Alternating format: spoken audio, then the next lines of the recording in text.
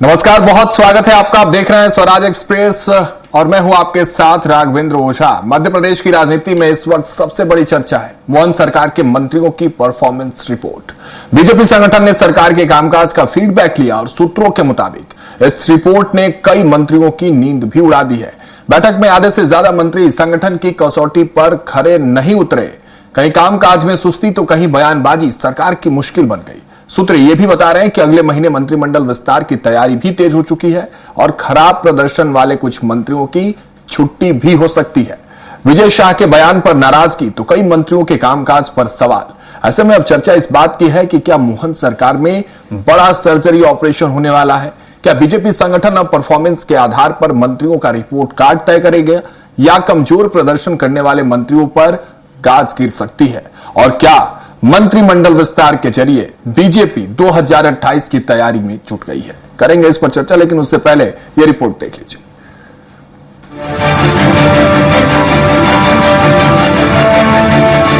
Madhya Pradesh BJP संगठन ने मंत्रियों की परफॉर्मेंस रिपोर्ट तैयार कर ली है और सूत्रों के मुताबिक इस रिपोर्ट ने कई मंत्रियों की मुश्किलें बढ़ा दी हैं।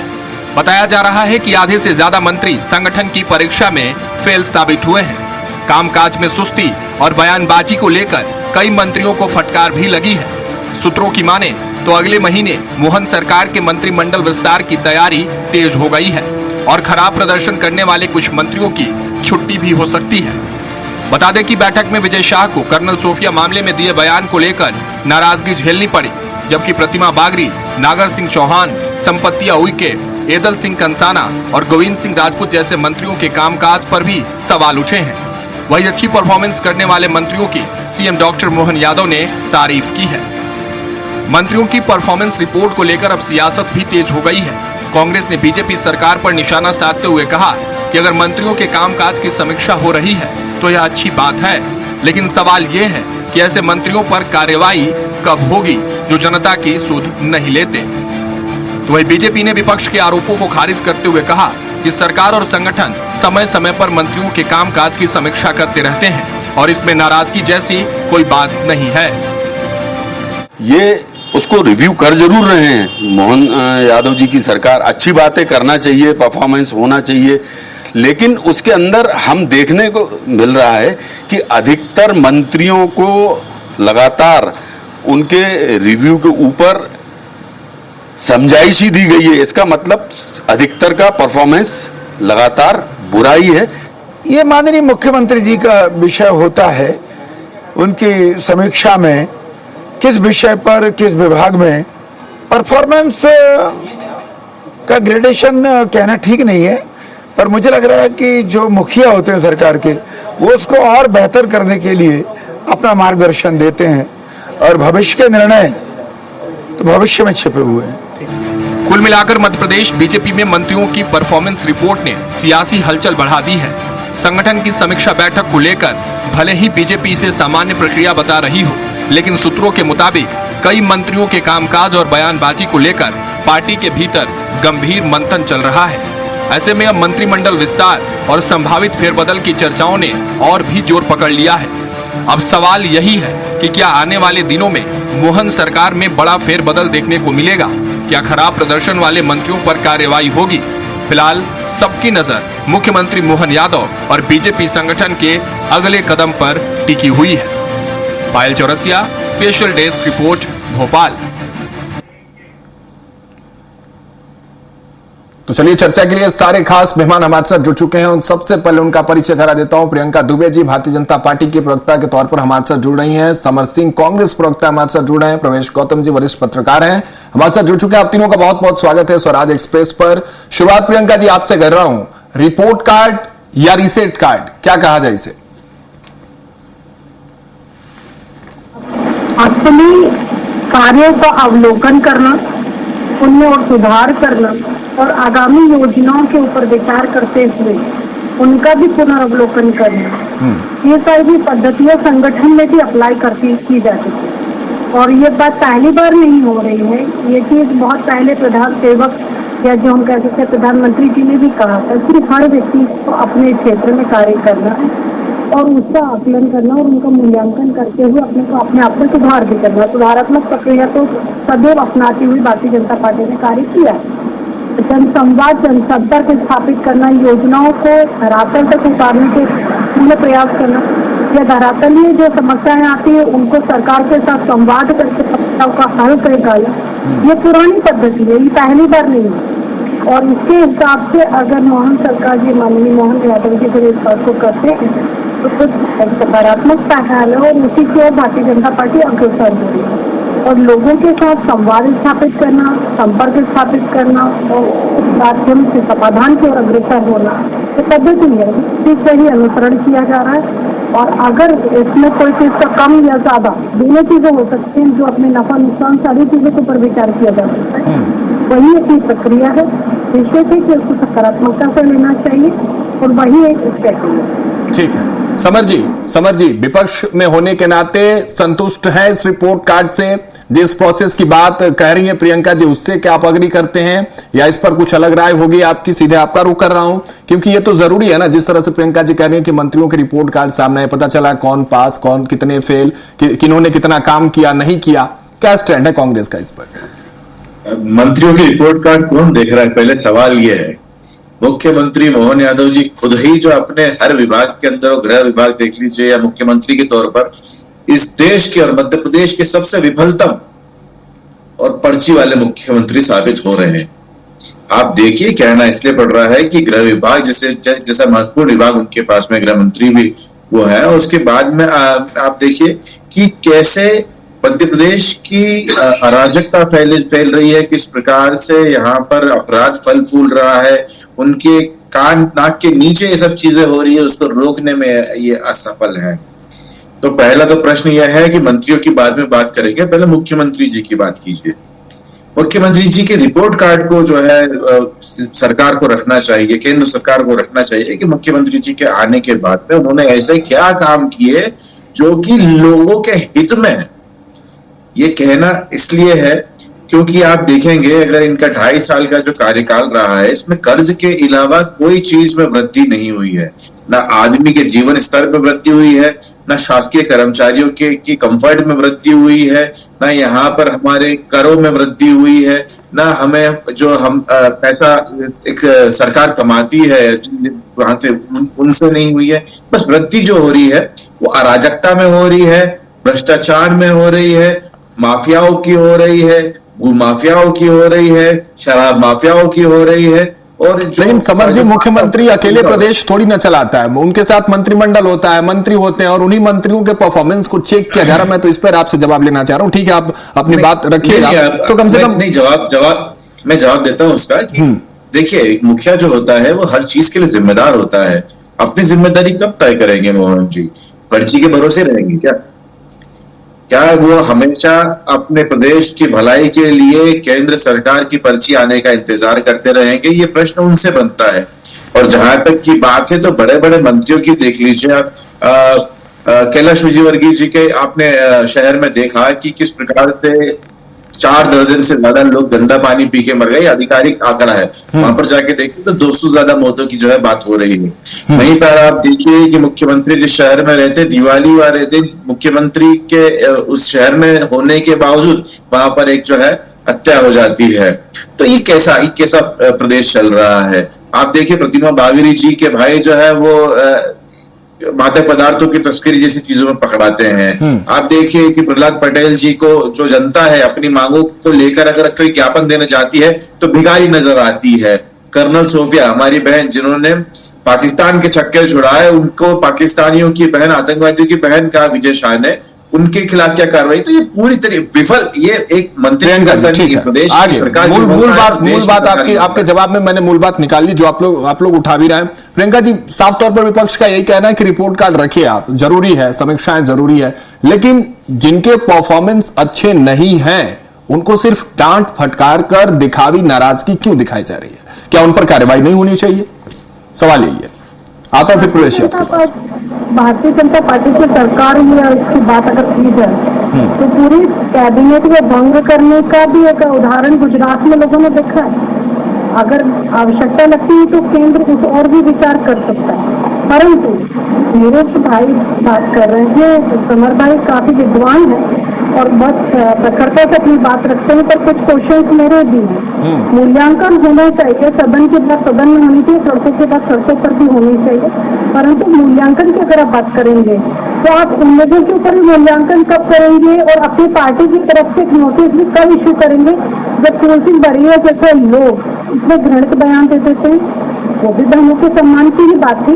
और आज तक आपने किसी भी प्लेटफॉर्म पे बता दीजिए, किसी भी प्लेटफॉर्म से, कि कांग्रेस के किसी भी एक नेता ने, किसी भी वरिष्ठ व्यक्ति ने इसका खेद व्यक्त किया हो, खंडन किया हो या पार्टी की तरफ से कोई कार्रवाई हुई हो? एक स्टेटमेंट। दूसरी चीज, बाबूलाल चंदेल जैसे लोग जो सरकारी अधिकारी, माधवी साक्षी जी, जिनको कितनी गंदी गंदी गालियां करते हैं, रेट्रोसिटी का उनके ऊपर मामला भी कायम होता है और आज भी वो बाबूलाल चंदेल जी कभी शिव जी के ऊपर गंदी टिप्पणियां करते, कभी आदिवासी बहनों के ऊपर टिप्पणियां करते और यहाँ तक कि सरकारी अधिकारी को भी गाली गलौज से बात करते हैं, वहां भी हम मौन धारण कर लेते हैं। यह मैं मुद्दे सामाजिक मुद्दों पर बात कर रही हूँ, राजनीति की एकरजा करके आपने बात करी, मैं मानती हूँ, उसके लिए कोर्ट में भी मामला चल रहा है, पर मैं आप ही की बात को आगे बढ़ा रही हूँ कि जब इस प्रकार के जनप्रतिनिधि निकल करके आते हैं तो हमें सोचना पड़ेगा कि समाज किस ओर अग्रसर हो रहा है। उसके बाद अभी बहुत गलत उदाहरण है और आप इस चीज को समझेंगे। शिखा चौहान जी, जिनके पति महेंद्र सिंह जी चौहान प्रकोष्ठों के प्रभारी है, उनके ऊपर हबीबगंज थाने में मामला कायम है। वो महिला जीतू पटवारी जी के पास भी जाती है, वही महिला हरीश चौधरी जी से भी मिलती है, और तो और आप लोग उस महेंद्र सिंह चौहान जी के लिए खड़े नजर आते हैं, परंतु कोई भी व्यक्ति, एक भी व्यक्ति शिखा चौहान जी के साथ नजर नहीं आता है। ये बड़ा दुखद लगता है। और तो और उमंग सिंगार जी, नेता प्रतिपक्ष, जिनको चलिए, प्रियंका जी की आवाज कट रही है थोड़ी सी, उनके पास लौटेंगे। समझिए, एक छोटा सा जवाब दे दीजिए, 30 सेकंड, क्योंकि जो आईना आप प्रियंका जी को दिखा रहे थे वही आईना प्रियंका जी ने आपके सामने रख दिया है कि आपने भी तो अपने नेताओं के ऊपर इस तरह की कोई कार्रवाई नहीं की। फिर गौतम जी आपके पास आता हूं। समर जी। जी देखिए, बिल्कुल अगली बार जब हमारी सरकार आएगी, हम भारतीय जनता पार्टी की सरकार जब उखाड़ के फेंक देंगे, उसके बाद में हमारे यहाँ पर ऐसा कुछ होगा तो बिल्कुल उसकी भी जो है मिसाल कायम होगी। और अभी भी आपको ऐसा लग रहा है लेकिन कार्रवाई, हाँ, पहले और मध्य में नहीं, सरकार आने के बाद कार्रवाई बिल्कुल की गई है, कार्रवाई की गई है। प्रश्न उनसे पूछा जाए, कारण बताओ नोटिस जो है, इस प्रकार से कोई भी जो घटना होती है हम लोग उसमें देते हैं। ये बात अलग है कि आप तक वो चीजें पहुंचती नहीं या फिर आप उसको नजरअंदाज कर देते हैं।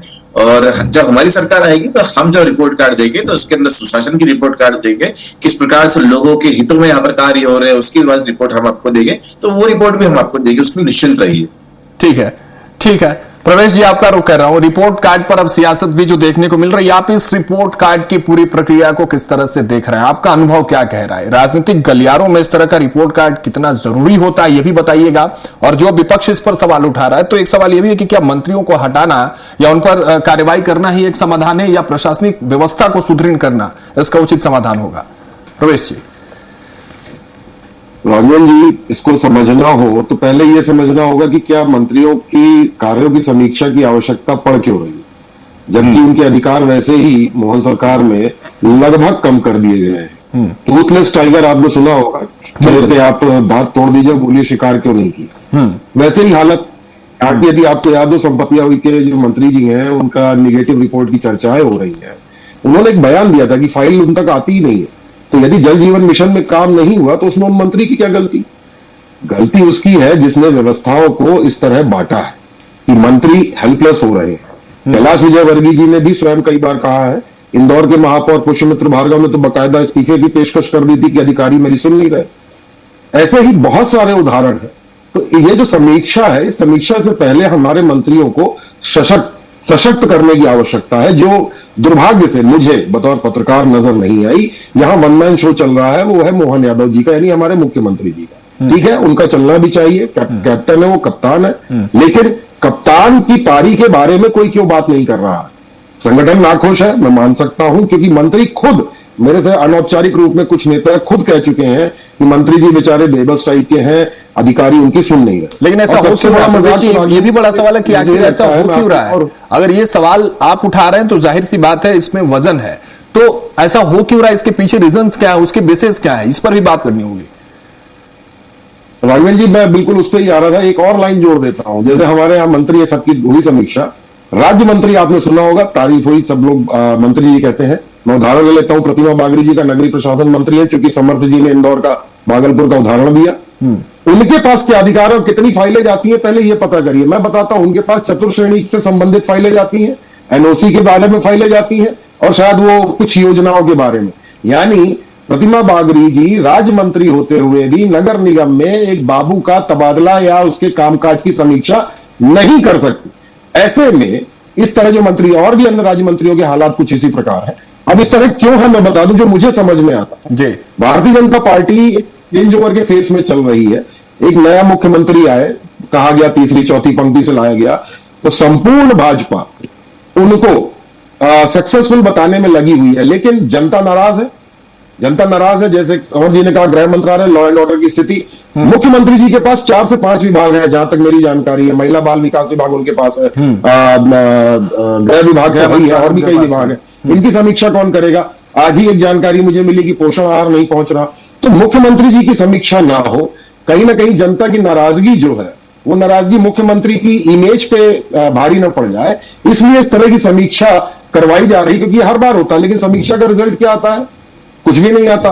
अभी तारीफ हो रही है हमारे स्कूल शिक्षा मंत्री जी की, बहुत अच्छी बात है, रिजल्ट बहुत अच्छा है। वहीं परिवहन विभाग में भी तारीफ कर दी, लेकिन चौंकाने वाली बात यह है कि परिवहन विभाग में जो अंदरूनी तौर पे सिस्टम बैठ गया है, लाइसेंस के कार्ड नहीं मिल रहे, इसके लिए कौन जिम्मेदारी लेगा? क्यों? क्योंकि पीएस या एसीएस सिवाय सीएम हाउस के मेरी जानकारी अनुसार मंत्रियों की नहीं सुनते।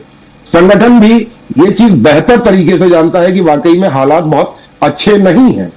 तो जब ये समीक्षा होती है तो मंत्री लोग अंदर बोलते भी होंगे, जो मुझे लगता है वो बताते भी होंगे, साहब मेरे पास तो फाइल आती है ना, अधिकारी पूछता है, तो आप मुझसे इस प्रकार की समीक्षा। इसीलिए मैंने आपसे शुरुआत में सवाल ऐड ऑन किया था ना कि क्या प्रशासनिक सिस्टम को भी बदलने की आवश्यकता है, तब जाकर ये जो पूरा प्रोसेस आ रहा हूं समझिए आपके पास।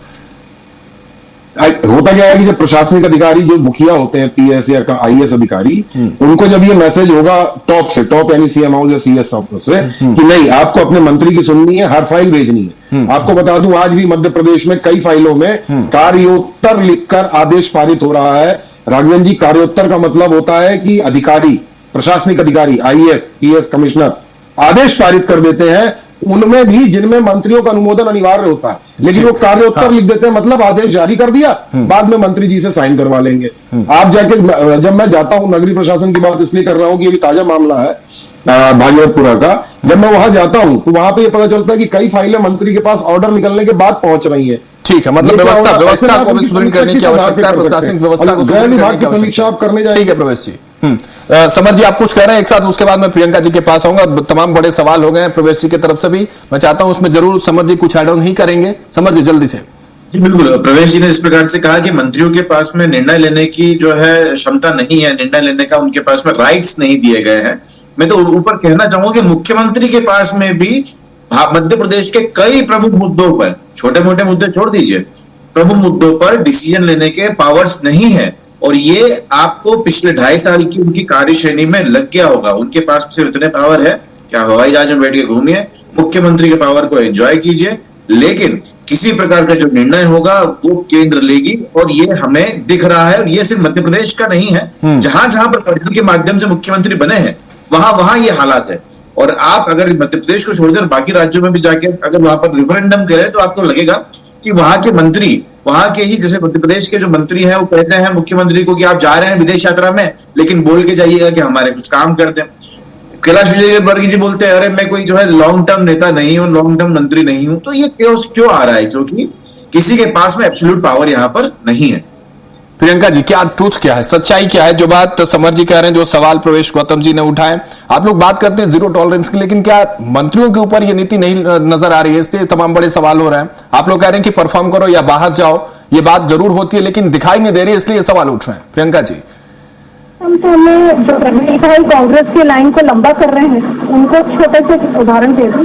आप लोग तो बोलते हैं ना पर्ची वाले मुख्यमंत्री, बेचारे 3 बार पहले विधायक रहे, उच्च शिक्षा मंत्री रहे, उसके प्रति उज्जैन विकास प्राधिकरण के अध्यक्ष रहे, पर्यटन निगम के अध्यक्ष रहे, उसके पहले एबीवीपी के कार्यकर्ता रहे, उसके पहले संघ में कार्य करते रहे, उसके बाद वो आज 2023 में विधायक दल के नेता चुने जाते हैं और उसके बाद वो विधायक बनते हैं। और उसके बाद मुख्यमंत्री बनते हैं। तो ये जो पर्ची वाला सिस्टम है जहाँ चलता है, वो मैं समझ सकती हूँ कि वहाँ एक हारा हुआ विधायक प्रत्याशी पूरे प्रदेश के ऊपर प्रदेश अध्यक्ष बना करके लाद दिया जाता है और उसके बाद ये कहा जाता है कि वो दूसरे जीते हुए विधायकों को जिलाध्यक्ष बनाए और उसके ऊपर रूलिंग करे। तो ये कांग्रेस में संभव है, पर तो भारतीय जनता पार्टी में व्यक्ति काम करके ही ऊपर पहुंचता है। तो ये जो पर्ची वाला सिस्टम है जहाँ है वहाँ चलेगा, परंतु कम से कम एक पत्रकार होकर के आप उस बात को दोहराएं तो वो थोड़ा सा आपके ऊपर भी प्रश्न चिन्ह खड़ा करता है। अगर एमएलए के तौर पर बात करें तो प्रियंका जी, प्रवेश जी ने अपने अनुभव साझा किए। उन्होंने बताया कि जब वो जाते हैं मंत्रालयों में तो क्या देखते हैं। उसको मैं क्लियर कर दूं कि क्लियर वो अगर उज्जैन विकास प्राधिकरण के अध्यक्ष बने या पर्यटन विभाग के निगम के अध्यक्ष बनते हैं या उसके बाद उच्च शिक्षा मंत्री रहते हैं। प्रियंका जी ये जवाब आप समर जी को दीजिएगा। प्रवेश जी भी वही करेंगे, उन्होंने पर्ची शब्द का इस्तेमाल नहीं किया, ये कांग्रेस करती विपक्ष। सुन लीजिए नहीं प्रवेश लीजिएगा, उसके बाद ही मैंने जवाब दिया, उसके पहले मैंने। ठीक है, आप समर जी के सवालों का जवाब दीजिए। समर जी के सवालों का जवाब दीजिए। कंफ्यूजन से वो दूर करने मेरी जिम्मेदारी है। ठीक है ना प्रियंका जी, समर जी ने जो सवाल किए, समर जी ने सवाल एनालिसिस करना तो ये कहते हैं कि सड़क की बात सड़क पे हो, सदन की बात सदन में हो, परंतु अपनी सरकार का खुले दिल से मूल्यांकन कर पाना, उसको सुधार करके आगे उसकी बढ़ोतरी के लिए और उसकी अच्छाई के लिए कार्य कर पाना, ये जनहितैषी ही हो सकता है। और ये वही सरकार कर सकती है जिसका नेतृत्व मजबूत हो, नीयत भी साफ हो और नीतियां भी स्पष्ट हो। हाँ, कम ज्यादा कोई चीजें हो सकती है और उसी का मूल्यांकन करने के लिए बैठकें चल रही है और उसमें जो समाधान निकल के आएंगे उनके ऊपर चर्चा जरूर की जाएगी। समर जी, चलिए कम से कम ये कांग्रेस मान रही है क्या कि भारतीय जनता पार्टी के भीतर चाहे सवाल कितने भी बड़े हों, आत्ममंथन तो हो रहा है, समीक्षाएं तो हो रही हैं, रिपोर्ट तो आ रहा है, पता तो चल रहा है कि किसने क्या किया क्या नहीं किया और क्या करेंगे। समर जी जल्दी से। रिपोर्ट कार्ड तो जो भारत की सरकार है, केंद्र सरकार है, उन्होंने दिया है मध्य प्रदेश को कि वो चौथा से जो है भ्रष्टाचार में लिप्त राज्य है महाराष्ट्र और राजस्थान के बाद में, तीसरा माफ कीजिएगा। तो ये तो रिपोर्ट कार्ड तो खुद जो केंद्र सरकार ने दिया है, ये हम नहीं कह रहे हैं, वहां की एजेंसी का जो है जो डाटा आता है वो कह रहे हैं। और क्या रिपोर्ट कार्ड चाहिए? मध्य प्रदेश में प्रतिदिन 20 बलात्कार होते हैं, ये रिपोर्ट कार्ड इन्हें मिला है। 2.5 लाख बच्चे हमारे मध्य प्रदेश से गायब है, रिपोर्ट कार्ड मिला है। बावड़ी धस जाने से लोग मर जाते हैं, किसमें? देश की सबसे स्वच्छ सिटी में 250 लोग जो है गंदा पानी पी के मर जाते हैं। कहां पर? देश की सबसे स्वच्छ सिटी में।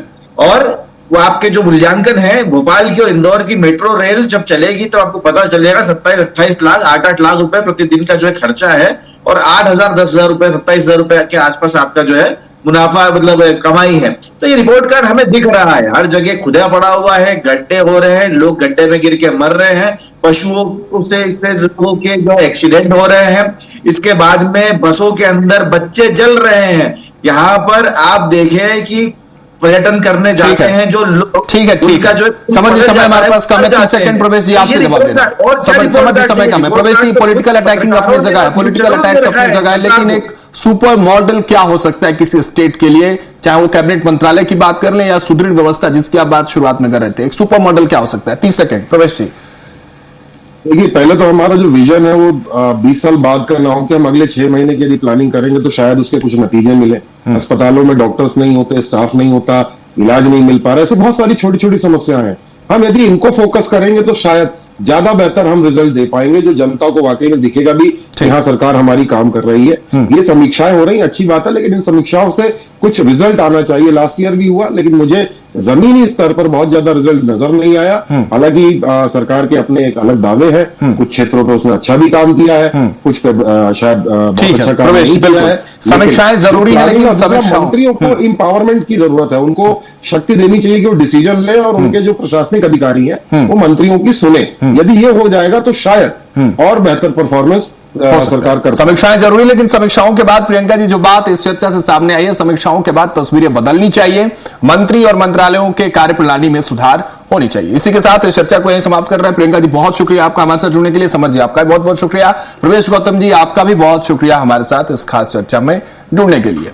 बहरहाल बीजेपी संगठन की समीक्षा बैठक ने इतना तो साफ कर दिया है कि अब सिर्फ पद नहीं बल्कि परफॉर्मेंस ही सबसे बड़ा पैमाना बनने जा रहा है। मुख्यमंत्री मोहन यादव की सरकार के कामकाज पर संगठन की नजर लगातार बनी हुई है और आने वाले दिनों में मंत्रिमंडल विस्तार या फेरबदल की अटकलें भी तेज हो गई हैं। संदेश साफ है, जो मंत्री जनता और संगठन की अपेक्षाओं पर खरे उतरेंगे वही टीम में मजबूती से टिक पाएंगे और जिनका प्रदर्शन कमजोर रहा उनके लिए मुश्किलें बढ़ सकती हैं। अब देखना होगा कि बीजेपी संगठन की परफॉर्मेंस पॉलिटिक्स मध्य प्रदेश की राजनीति में कितना बड़ा बदलाव लेकर आती है और क्या आने वाले दिनों में मोहन कैबिनेट में बड़ा सर्जिकल बदलाव देखने को मिलेगा। इसी के साथ इस खास चर्चा में बस इतना ही। आप देखते रहिए स्वराज एक्सप्रेस।